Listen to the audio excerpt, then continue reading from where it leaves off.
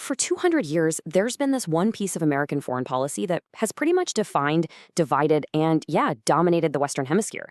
It's called the Monroe Doctrine. And its story? It's a really fascinating one about how a protective shield can turn into an imperial sword.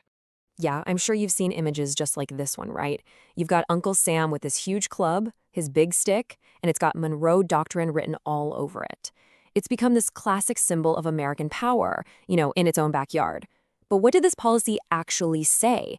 And how in the world did a simple warning to stay out morph into a reason for the US to basically take charge? All right, to really get this, we've got to jump in the time machine and go all the way back to 1823. Our story kicks off with President James Monroe, and let me tell you, he was looking at a world map that was changing faster than anyone could keep up with. And right at the heart of all that change was this incredible explosion of new countries. I mean, just look at this map. All across Latin America, colonies were finally winning their independence from the Spanish Empire. You had this revolutionary spirit just sweeping from Mexico all the way down to Argentina, creating a whole new family of republics. But, back in Europe, the old powers, well, they were not happy about this, not one bit. See, after Napoleon was finally defeated, the big monarchies, we're talking Austria, Prussia, and Russia, they all got together and formed something called the Holy Alliance. And their goal, it was super simple. Crush this whole idea of republican government and put kings and queens back on their thrones wherever they were threatened. And that absolutely included Spain's newly freed colonies. So what does President Monroe do? Well, in his big annual address to Congress, he basically draws a massive line in the sand. He stands up and declares that the American continents, well, they're henceforth not to be considered as subjects for future colonization by any European powers. It was like putting up a giant keep out sign, and it was aimed squarely at Europe. Now, it's really important to get this. In its original form, the doctrine wasn't about the US being the big boss, not at all. It was a purely defensive move, a kind of shield meant to protect these brand new, kind of fragile republics in the Americas. And here's the thing, it was meant to be a two-way street. Think of it like a deal. The US promised, hey, we'll stay out of your business in Europe if you stay out of ours over here in the Americas. The policy had 4 really clear points. First, we won't mess with the European colonies that are already here. Second, the US is staying out of Europe's internal squabbles. Third, and this is the big one, no new colonies in the Americas, period. And fourth, if any European power tried to control one of these new independent nations, the US would see that as a hostile act against itself. Okay, but here's the catch.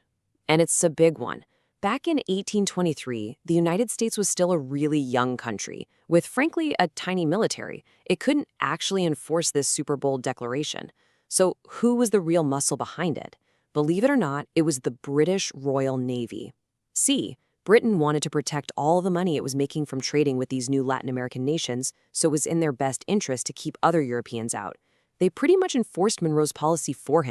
But then, fast forward about 75 years, and everything changes. The United States goes from being this minor power to an absolute industrial giant. And as America grew, the Monroe Doctrine grew and changed right along with it.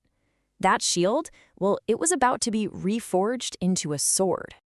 And you can hear this new attitude perfectly in a quote from 1895 by Secretary of State Richard Olney. I mean, listen to this. He wasn't just saying, hey, Europe, stay out. No, he flat out declared that the United States will is law in the Americas. Wow, that's a massive shift, right? From protector to, well, to ruler. The official honest-to-goodness turning point comes in 1904 with President Theodore Roosevelt. He adds something called the Roosevelt Corollary, and this thing just completely flips the doctrine's original meaning on its head. It basically argued that, look, if a Latin American country was unstable or couldn't pay its debts to European banks, the US had the right, in fact the duty, to step in and fix things. To stop European powers from using that debt as an excuse to come over and intervene themselves. And this cartoon, it captures the new reality perfectly. You see, Roosevelt isn't just putting up a sign anymore. He's aiming a cannon. And that cannon is labeled Monroe Doctrine. The message completely changed. It wasn't just stay away anymore. Now it was stay away because we handle things around here. And let me tell you, this new power was used forcefully. Take the Panama Canal. The US wanted to build it, but Colombia, which controlled Panama at the time, objected. So what does Roosevelt do? He backs a Panamanian revolution. This image here shows him basically telling Colombia to just get out of the way. The doctrine had become a straight-up tool for advancing American interests, no question about it.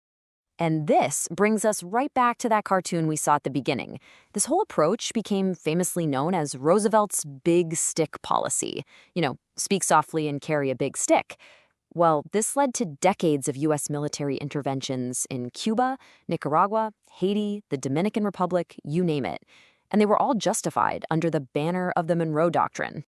So, you might be thinking, did the doctrine just stay a sword forever? Well, not exactly.